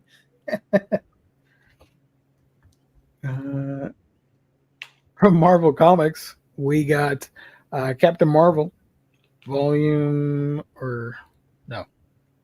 Stoll. This is not a volume. Collecting Mighty Captain Marvel 0 through 9, Captain Marvel 2017 series 125 to 129, Generations Captain Marvel, and Captain Marvel: The Life of Captain Marvel 1 through 5. Defenders Epic Collection Volume 2, enter Headmen, collecting all of that. And you got the Marvel Masterworks Incredible Hulk hardcover Volume 18, along with the DM variant. We're finally getting the new X-Men Modern Era Epic Collection. Ooh. Volume 1, E is for Extinction. So if you don't own the Omnibus and you're an Epic collector, Epic trade collector, then there you go. This is good. This was my X-Men. This was my gateway drug into the X-Men. I really love this run. It's so much fun. Modern Era Epic Collections. I think for me, it does fall apart a little bit towards the end. Especially, I didn't care for the art in the last arc where it's set really far into the future, but it's still fun. It's good stuff. More X-Men. You got Realm of X, Sins of Sinister. These are trade paperbacks. Thunderbolts World Strike, trade paperback. Venom by Al Ewing, Volume 6, Infiltration. And 2 X-Men hardcovers. We got Wolverine by Benjamin Percy, Volume 3, and X-Force by Benjamin Percy, Volume 3. So it's a Percy Palooza this week. You get both hardcovers. From the other publishers, we go over all the manga stuff on Thursday, so we're going to skip it. But Dark Horse is putting out a series, Volume 1, trade paperback. University Press of Mississippi. Never heard of that in my life. Okay. Cartoons and Anti-Semitism, Visual Politics, Interwar Poland. What could go wrong with this? No, manga. DC Thompson has Commando presents Commandos versus Zombies. Bold Comics has Denizen, a horror book. I'm going to read this description real quick if you guys are interested. Family's cross-country road trip goes off the map and into the unforgiving wilds of Joshua Tree National Park when mom and wife-to-be Helen succumbs to a malevolent force tucked inside an abandoned camping trailer. From a trio of modern horror masters, Tim Daniel, D.B. Andre, and Chris Sheehan. Interesting. I don't know these people. Do you guys know them? You're more into horror than me. No, I'm not familiar. Plot, Resonant, and House of Slaughter. No, Slaughter I've heard of, but I haven't read it. yeah, this doesn't ring a bell to me. Actually, Well- the other one sounds familiar too. I think Sorry, House Bolt. of Slaughter is a spin-off from Something is Killing the Children, if I'm not mistaken. Yeah, I think you're right. Jess would know that. There you go. So that's cool from Vault. Digital Lizards of Doom, Volume 2, Commander Echo. From This is the Saiyan armor, right? yeah. It is. I love it. That's awesome. Disenchantment, Untold Tales, Volume 2. Golden Books has Disney Frightful Favorites Golden Book. What happened with Disenchantment? What happened with Disenchantment? Did that get canceled? No, it ended. Oh, it ended. Okay. Yeah. It ended. It ended well. Okay. So it was a limited series. It was only what, 2 seasons? 3 seasons? It was 5 seasons. Was it really? Yeah, it had like 50 episodes. Holy shit. Okay. Wow. Never. I think I only saw one episode and never returned to it. Yeah, I started watching it when season 4 had been out. Was it good to stick through? Was it fun? Oh yeah, I really loved it. Like it starts out a little bit slow, but once you get familiar with all the characters, it's really good. I wouldn't put it up with Futurama. Yeah. Like good Futurama, but like it's definitely great, and it's, you know, he's doing something very different because it's fantasy rather than being, you know, sci-fi. Yeah. Grounded like The Simpsons. Yeah. So Downset Fight was from Omnibros. Yeah, I think you were right on your first guess. Nice. So manga. Dark Horse is putting out Eerie Archives Volume 6. And EC Archives Crime Suspense Stories Volume 2. From Iron Circus Comics, Failure to Launch Tour of Ill-Fated Futures. There we go. From Gum Rappers to Richie Rich. Materiality Cheap Comics. What the heck is this? All right. First Test from Random House Graphic. Manga. Golden Age Classics Dollman Softy Edition Volume 1. God Killer Deluxe Hardcover Book 3 Spiderland. And Hellboy Crooked Man from Dark Horse. Ooh, that's a classic. This is the sequel, right? The Return of Effie Cole? Is that how you pronounce it? Yes, I believe this has the original story, right, and the sequel where the Crooked Man returns. Oh, I haven't read that yet. I'm gonna have to read that. I love the Crooked Man. So the original Crooked Man is the basis for the new movie, which should come out next year, I think. I don't know if it has a date yet. That thing's been done for a while. Yeah, they wrapped up a while ago. We haven't even gotten a look at what Hellboy looks like. Who is playing Hellboy? Oh gosh, let me find that out real quick. It's a small team, and it's apparently a low budget movie. It's one of the guys from Crank is doing it, which, to its credit, because it's low budget, this might actually work. Jack Kessie. Yeah. Because really, you don't need much for this to be a good scary Hellboy movie. You know, the majority of the budget, I would imagine, would go towards Hellboy. But even then, if you go practical, you touch him up with CGI. Yeah. This is directed by Brian Taylor and Jag Kessie. I don't know if I'm pronouncing that correctly. He was in The Strain and Claws and Deadpool 2. Who was he in Deadpool 2? He played Black Tom Cassidy. Yeah. I said that as a joke. He actually played Black Tom. Wow. Yeah. So now he's Hellboy. Okay. Cool, man. So it's in post-production, and it's supposed to come out this year, but we don't even have pictures or a teaser trailer, so I doubt it'll happen. Who knows? Unless they reveal it now on the con circuit or something. God, it shouldn't be this difficult to get a good Hellboy movie, honestly. Or if you don't want to do Hellboy, then fuck it. Just do a BPRD show. You don't even need to have Hellboy. Just do BPRD.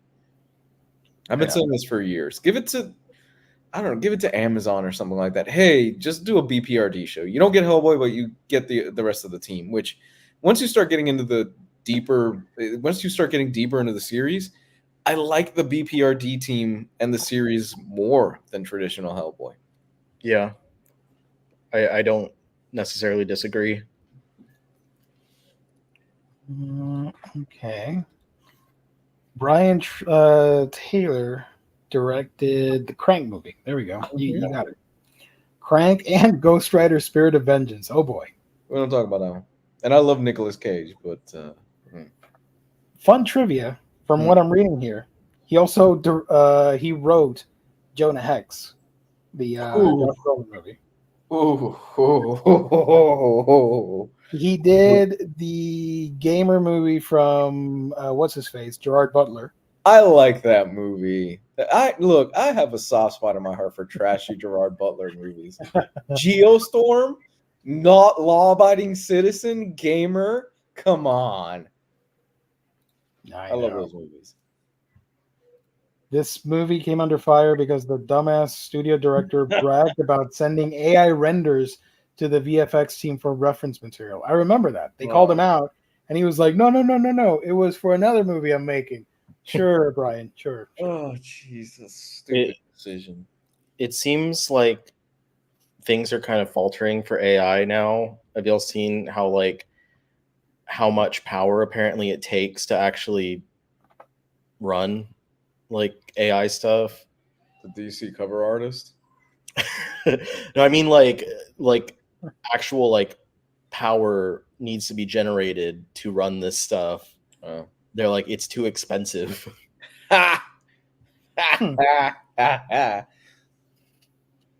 Good. Love it. Heavyweight family. Oh man, it's a Holocaust thing. I thought it was gonna be the movie Heavyweights for a second. Initial D for all the Puerto Ricans out there. We're getting a second omnibus. For all the Latinos, you know which one you're getting this week. I got all 3 covers of the original one. Or not the original, the first volume. I feel like if you were Hispanic at some point in your life, you have run across Initial D or have seen it at some point. It's a requirement at some point. You know what? I don't know if I can talk about it. You know how Apple now allows the emulators to run on the App Store? Yeah. I downloaded PPSPP, and I'm playing Japanese Initial D, and it plays fantastic on my iPhone. Nice. So I was really excited. You're driving, it's chaotic because I can't control the damn thing with the touchscreen, and but all the classic songs are there from the games and the show. Deja vu. Hey, I have an Initial D shirt from Hot Topic, and I always get complimented on it every time I wear it. Oh, dude, hell yeah! I have one from a con, and then the same every time I wear it. People are like, "Oh, Initial D." Dude, I get the same reaction. I got it from Hot Topic, and I've worn it 3 times now, and every time I've worn it, somebody goes, "Oh man, Initial D, yeah." Yep. Non-nerds too. All the car fans. They're like, "Oh, dude, Initial D, man." I don't know about for either of y'all, but they're like here in Houston, there is a huge population of like car people, and we have car shows, car stuff. When the first volume hit, the Kinokuniya near me had they basically hired like the people who have the same cars. There are people in Houston who own the same cars from the series. Man. They hired them to come out and like do like a demo or whatever. Damn, I'm jealous. I wish I could see that in person. The conventions and stuff out here. Like I went to a convention last summer in Houston, and like half of the floor, like on one side of the like you go to the back wall, and like almost the entire back wall was just people have cars. Like, this is the car from this is the car from this one is wrapped with this one has boobies on the side of it, like whatever, you know. Ooh, speaking of on the side of the car, thanks for the reminder for boobs. Not boob related, but I saw a car the other day, and I was driving, so I could not reach for my camera. I couldn't take a picture, but I saw a car parked at a school, and it had a huge vinyl decal of Sonic, and he was chasing after 4 rings. I'm like, whoa, that is sick. I would not do that to my car, but that looks so cool. I love it. That's pretty cool. I wish I could show it, but I wish I was a gearhead. I'm not a gearhead at all. No, me neither. No, but I do love this manga though, and I do recommend it. Lou, did you get volume 1? No, I didn't. I don't have the space. Again, between physical movies and shoes and all a child and how much space a 2-year-old, almost 2-year-old takes up. I don't have the space. When is that omnibus coming out? This week. June 26th. Yeah. We're get it from our sponsor, Instructor. Went out this week. Yeah. Gio, am I going to a store for this for you? No, thank you so much, Josh. Josh was kind enough to grab me the Kinokuniya cover for volume 1, but this will not get variants, so I will get the same as everybody else through in-stock trades tomorrow. So I am looking forward to grabbing this. Deja vu. So this has volumes 3 and 4. Let's see. More manga. Sure. Loud House book. Where? Oh, Loud House. Volume 20, totally not allowed. Something. Totally not allowed. Allowed. Oh, I'm dumb. Sorry. Julie and the Blue Guitar, American Girl Mysteries Across Time from IDW. Thank you. Forgot about that one. Mighty Barbarians. This looks awesome. It's a giant polar bear fighting snakes. Ooh. Along with other people. Like, holy crap. Yes, please. From the writer of Barbaric. Comes the world-hopping, skull-crushing adventures of the mighty barbarians. They're barbarians. They loot, they plunder, they conquer. That's what they do, and they do it alone. Until now, when an unstoppable force starts consuming one world after another, sorceress Morgan Le Fay uses her magic to assemble a team of skull-cracking warriors who must somehow work together to save all of existence. Cool. That's awesome. From Ablaze. Like it. Quill Tree Books has Pale Queen coming out. You got some softies, Pre-Code Classic Weird Terror, and Classics Hand of Fate, as well as Pre-Code Classics of the Hawk, Volume 1 hardcover. Pre-Code Classics The Hawk, Volume 1. PS Art Book Black Hawk Softie, Volume 10. PS Art Book Plastic Man, Volume 5. And Airboy Softie, Volume 1. Plastic Man. Yeah. PS Art Books Classic Horror Comic Slipcase Edition, Volume 6. You got some manga. CEX Publishing has Sereno. I never heard of them before. Me neither. Sherlock Holmes and Empire Builders, hardcover Volume 1 from Tripwire. This isn't related to that Sherlock Holmes book that just showed off a few weeks ago, is it? No, I don't think so. Very different art style. Yeah. It has a different cover. Okay. Cool. Oh, this Sherlock Holmes looks way more badass than the other one. Gorgo Volume 4. Gorgo, let's go. He's got a cane. I'm not gonna get it, but I like Gorgo. Let's Gorgo. Let's Gorgo, baby. Frontium Dogs Search and Destroy. This is from Rebellion 2000 AD, and from Clover Press, Terry and the Pirates Master Collection, Volume 8 for $100. Holy crap. I can't ever hear the word Terry and not think about the character from Soul. It was a dick. One that was always looking through the files. I don't think I've seen Soul. Oh, Soul's really good. Which one is that? Is that? Yeah, with Jamie Foxx. Soul's really good. I haven't seen it. Inside Out. I need to watch Inside Out too. So no, you don't. I'm sorry. Go ahead. Aw, don't be mean, Gio. I'm breaking my streak. Sorry. I am breaking my streak this weekend. I will go watch the new Quiet Place just because I love that series. Yeah. What was it called? Day One? Day one. Yeah. I am one of the heathens that didn't go see Furiosa in theaters. So I got it. I caught it late, but I caught it before it got taken out. yeah. Crimson Sea War picture library from Rebellion 2000 AD. Sure. Andrews McNeil, Time Buddies, Volume 1. That's a cute cover. Tom's Bar from Epicenter Comics. Cool. One of my favorite webtoon comics, Tower of God, Volume 4. We got Usagi Yojimbo 40th Anniversary Reader. Jesus, 40 years. Wow. Fan favorite short stories from the world of Usagi Yojimbo. 40 years. Werewolf at Dusk and Other Stories. Western Noir Volume 2 from Time Bomb Comics. I've never heard of these publishers in my life. What is happening? Pokepop and Zero Kalkari? The Armadillo Prophecy. Okay, from Ablaze. Wait, James, Furiosa's on VOD tomorrow? Oh, baby, I know where we're watching. I know exactly what we're watching when I get home from work. Furiosa. It's gonna be on streaming tomorrow. So that's all we got. What are your picks of the week? Superman, absolute. I'm sticking with that as my pick. You, Riley? What would be your pick of the week? I'm looking. Not non-manga.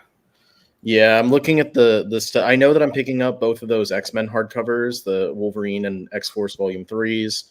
And I'm going to get that Thunderbolts paperback right above there. But I don't know if I would say like that's my pick to like say like, oh, everyone else should be excited about this. My pick of the week is Garfield Full Course Volume 3. I didn't even get volumes 1 and 2. These are not the strips, by the way. These are the Boom Studios graphic comics or whatever. Which comic? Because I have this one. Hold on. Because I have a whole set of paperbacks of one of the Boom ones, and I don't know if it's the same one, or did they have like a previous volume or something? This is collecting everything in like a chunky trade. I think this is the final 3 out of 3. I think. Dang it! I guess I should click on it, dummy. This collects issues 17 to 24 of Garfield. Third course of the 6-volume meal. So it's going to be 6 trades collecting the entire run from Boom Studios. This is the older material being collected in 6 definitive trades. I'll have to look into it and see if what I have is the same material. Yeah, but I don't know if you guys can see in the chat. I got a Garfield plush right there. It's his head. And this throw blanket is of Garfield. You can't see it, but it's there. Trust me. He is my favorite comic strip character. Aww. And that's it. Yeah. Okay. So that's my pick of the week. I don't care. I don't care for El Topo.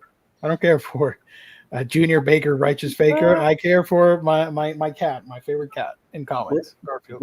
Breaking news. That's probably surprising to nobody. Delroy Lindo will no longer be in Blade. The director? The actor, Delroy Lindo. And other breaking news. Oh, okay. There's still a Blade movie. I don't know why. You would think that would be a home run and an easy. How is this so difficult? I think Marvel Studios wants this to be like, we're gonna set up Midnight Suns and do this and do that. No, blah, blah, blah. stop. And maybe the creator gotta be. There's got to be something that they're banking on this being able to like lead into something. Yeah. No. For them to have not just flat out canceled it, and also the fact that Mahershala Ali is still attached to it, and he said recently he's like, this is gonna be like my Black Panther, his words. So whatever they're planning on doing with that movie has got him pretty hyped. I wonder if they're gonna include. I wonder if they're gonna tie in, because I think Mahershala is Islamic, isn't he? He's a Muslim. He's a practicing Muslim, isn't he? I have no I'm idea. just thinking. I wonder if they're gonna tie that in to the whole thing as well. I could be wrong on that. But how is this? It's been what, 5 years? When was this announced? This is gonna be like the MCU's Flash.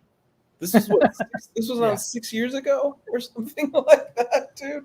Like, okay, so originally it was going to be a period piece, right? That was the big thing originally, right? 1920s or something like that. I think NFL Dude was saying that in chat, and now they want to do it modern day. This should not be hard.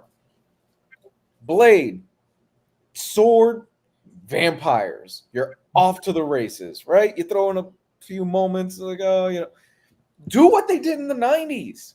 They did it well once. They did it well twice, because Blade 2 is awesome. Yeah.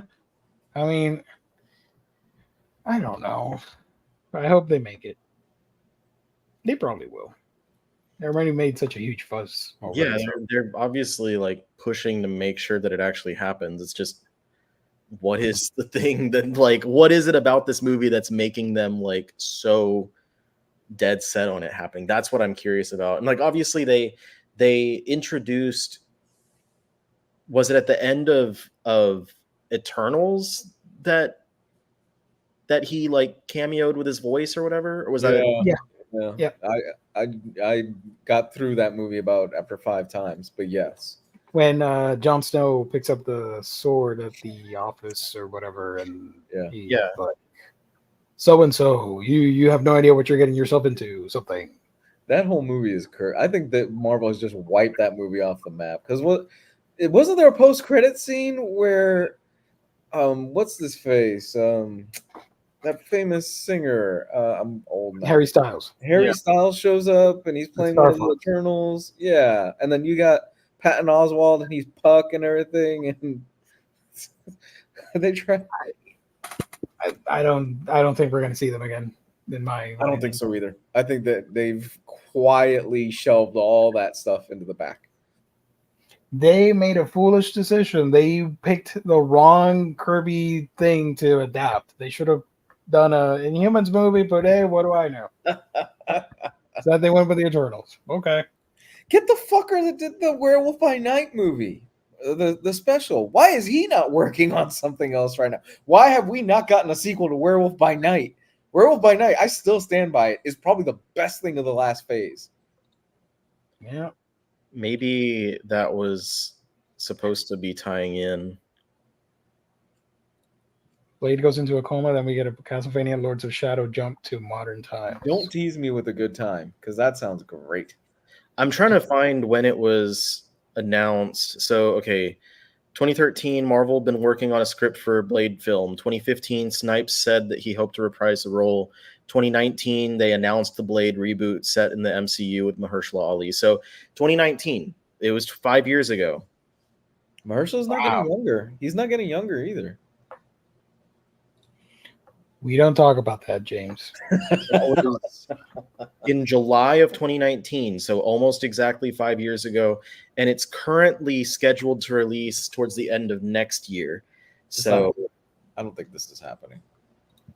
I think it's going to get delayed a bit.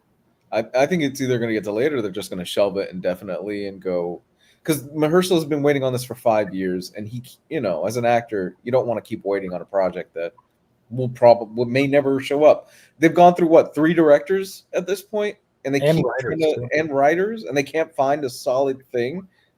The issue with that being, like, you as an actor, like, you keep having to give up roles if you think that you're going to be already working on something.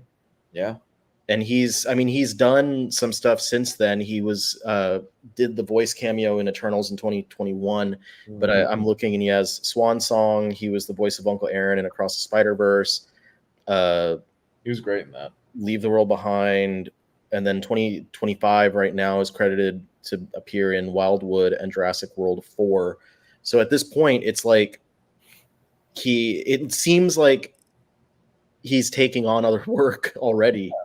Yeah, and the thing, it's not like you can't do PG-13 horror, because you can get away with a lot of stuff in PG-13 these days. Hell, James Wan has made an entire series out of those Conjuring movies, and I think the first two are PG-13, right? And the third one was rated R. But I mean, they don't have to keep it at PG-13 if they don't want to. They're going to want to do PG-13. I think. Well, the problem that you're going to run into with Blade is that people are going to go, yeah, but if you do a PG-13, the original in the 90s was rated R, and that movie went really hard. Why can't you do rated R Blade now? This Ty West. I don't know if he'd do it. After he wraps up, I mean, he's done with the trilogy. Yeah. Maxine comes out this week, doesn't it? Or is it next week? I don't think it's this week, but it's pretty soon. Yeah. Did you hear about that secret screening where a whole bunch of people showed up and they thought they were going to see Pearl? Ty West was there, and like a whole bunch of people were there, and he goes, "All right, guys, so you guys are going to be the first ones that are actually going to see Maxine." Everybody in the theater lost it because they didn't realize that's what was going on.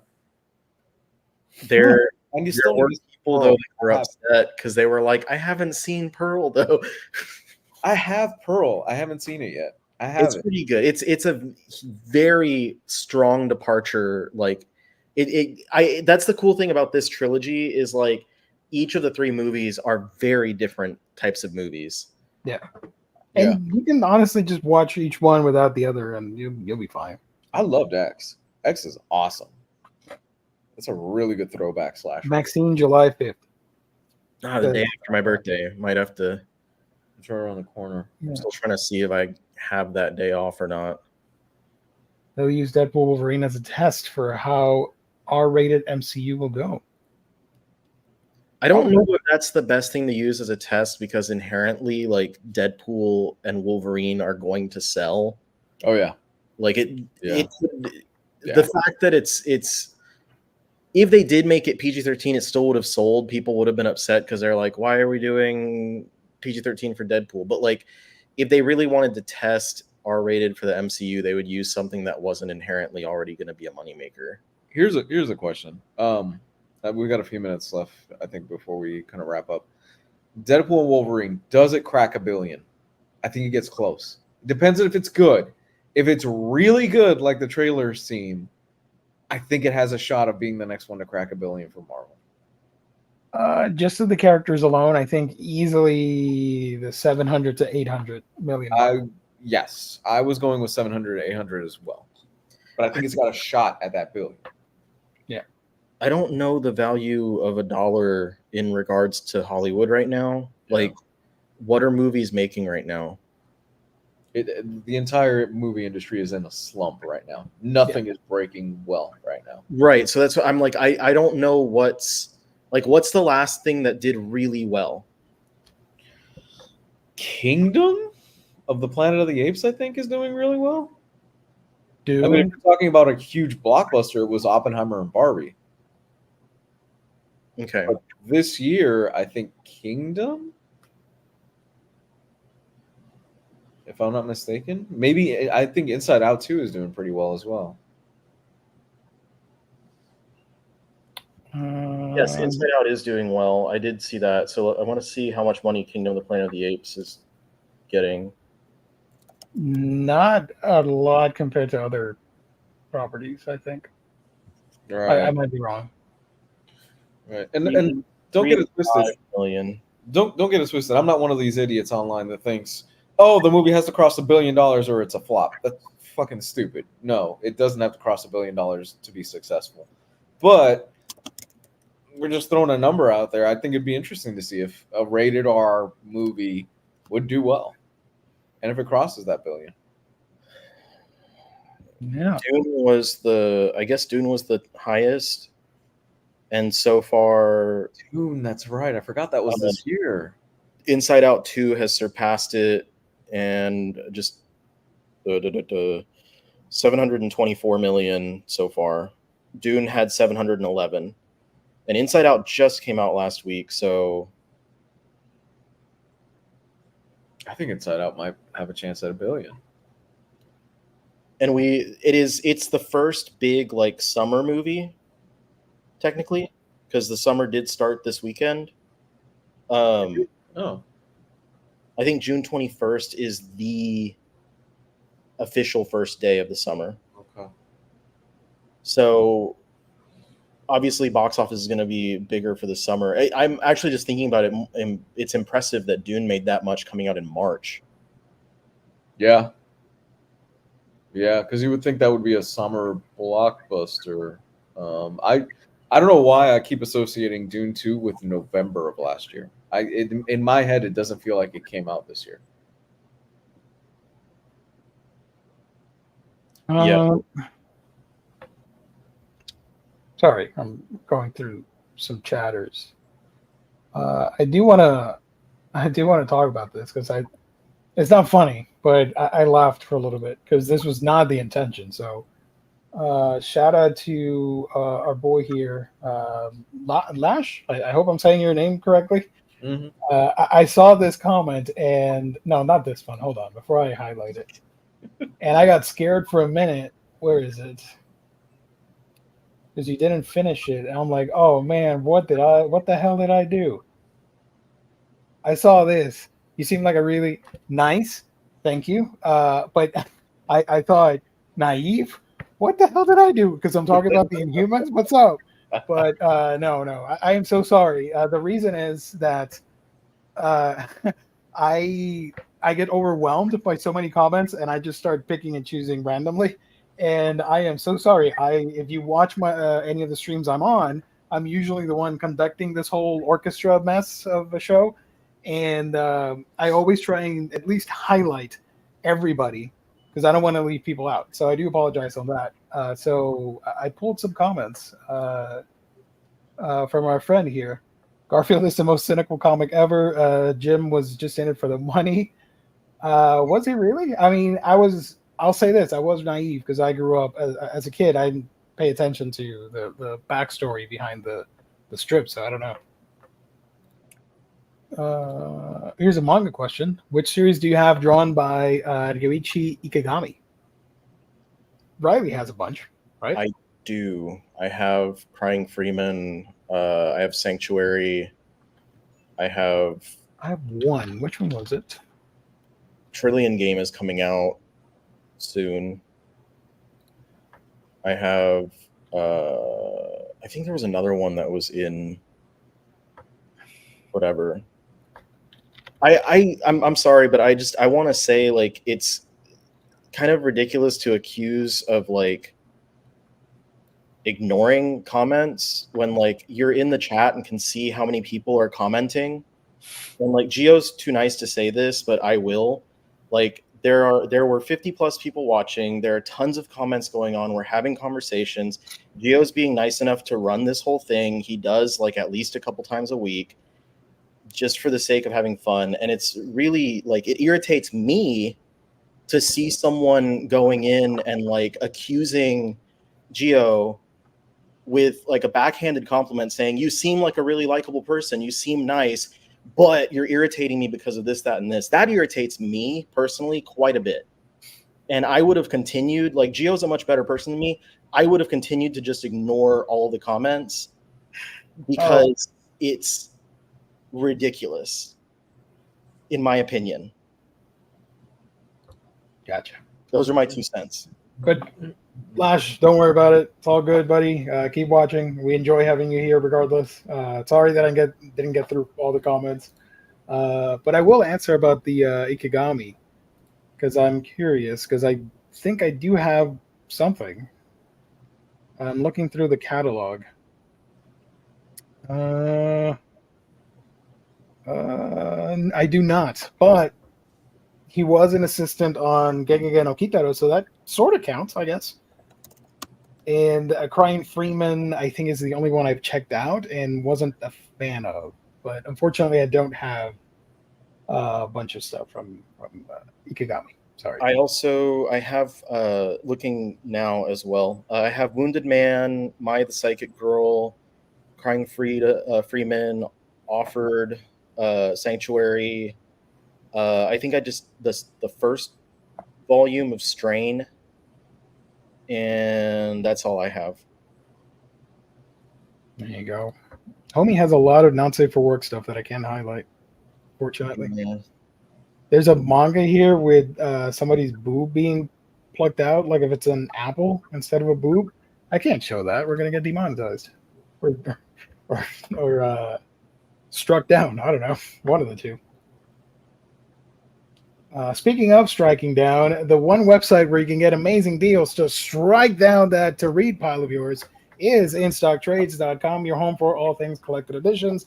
You get your Omnibros, trade paperback, hardcovers, manga, and more for great discounted prices that range from 36 to 42, 50, 60% off at times. It's crazy over there. Go to InStockTrades.com for all your collected edition needs. Free shipping in the US at $50 or more, and loyalty discount adds an extra 2% discount when you make orders on a week-by-week basis. Great packaging, wonderful customer service, only at InStockTrades.com, our wonderful, lovely sponsor. Shout out to IST.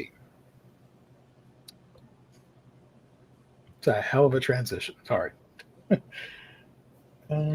did the mini bump earlier. Thank you. Because I think that I mentioned the package coming. Yeah. When I was talking about my shipping woes. Brother, it's all good. Don't worry about it. Appreciate you watching. Let's see.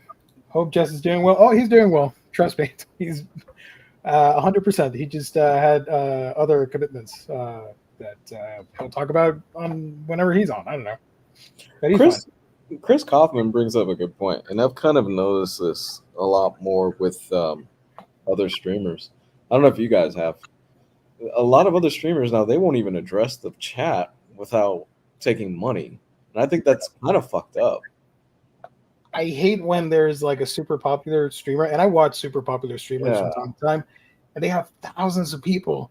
I'm like, I would never comment there because there's so much going on. Nobody's gonna pick up on it or read it, or it's just wasting time. It's like, well, I've seen it with even people that don't have like thousands of people in the chat or anything like that, but have a modest group in the chat and stuff like that, like kind of what we do. And I always I don't know. I always feel kind of like, I don't know. I mean, I think for us, the chat is such a huge part in our shows, and I would feel really wrong just to charge them to go, yeah, pay us $5 or $2 for us to respond to you out and stuff. Yeah, I don't know. I mean, it's always appreciated. Hey, super chats are always appreciated, but we don't. I don't know. We've never adopted that policy of no, and we don't ask for them either. So I don't like that. I never liked it. I never like to ask for money at all. So yeah. But if you guys, when we're watching, for instance, the discotheque streams, and they just have walls of comments coming in constantly, and we're like, they'll ask a question, and then like, you know, someone will provide an answer, and like 50 people will say the same thing. That's how it feels sometimes with like the bigger. I don't watch a lot of streams, but when I watch like that or like the Nintendo Directs, and it's just like there's like 50 comments in a row of people complaining, like, when are you going to announce a Pokemon game? And they all type either the W's or the L's. I'm like, I can't with this child nonsense. So I turn off the chat while I'm watching Nintendo Directs. L, big L, L, L, big L. Shut up, idiots. Huge L. L's in the chat. God. We excited for Oshinoko Blu-ray? Yes. I'm not going to pay full price for it. I'm going to wait because it's a Sentai release. But I do want to own it at some point. It's going to be on Hulu though. It's coming to Hulu, the first season? Or the second one? I just saw the news that the first season's going to be on hell yeah, on Hulu, so people can watch it if they want to. But highly recommended. The music and the coloring on that anime is just phenomenal. I love it. Yeah. Nintendo Direct chat is horrible. I turn it off. It's half off already. Well, no. I'm talking like Sentai Black Friday Sentai sales go like 80% off. Hell yeah. I don't know why you would read it, because I like one time I did try and comment and it was moving so fast I just started like woo, and that's it. Silk Song. Oh, the Silk Song people are annoying as hell. And then they're like extremely mad at Nintendo for not making it when it's not their business. It's an indie developer making Silk Song, right? It's not a Nintendo property. Which they have separate directs for all the indie stuff, right? Yeah. So why would you even be Yeah. upset? No I one gotta should keep going, be guys. upset after the Marvel versus Capcom thing. Hell I yeah. gotta keep going, guys. All right. All right. Well, we can close it off with that. Thank you to everybody in the chat. You guys are lovely as always. Thank you so much for all the comments and feedback and all that fun stuff. Thank you to our sponsor, InStock Trades.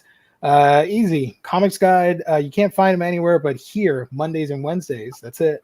Exclusivity contract, baby. Insufferable Omnibus Collector. You can find them on TikTok, on Twitter, on YouTube. I don't know where else. YouTube, TikTok, Instagram. Twitter, Instagram, There you Twitch. But I'm on a break right now because I'm setting up my shelves and stuff. That's Nice. taking a while. On chat. There we go. And my YouTube is Manga Geekdom, where I talk about manga. You can follow me there. Subscribe if you can. I'm also I chat a lot on. I just post random crap on Twitter. So if you want to be amused by that, follow me there. And I'm on. That's it. My Discord. Thank you, James. If you want to hang out with me on the Discord, a bunch of great people that are on the chat here. They're on Discord. That's the link. And with this comment, we end it. Great stream as always. Have a wonderful night and see you all next time. We'll be back on Wednesday for a comic themed episode. And then Thursday, I believe we're going to do the manga previews for July. So we can have some fun with that. Yes, indeed. Thank you, everybody, once again. But most importantly, thank you for watching.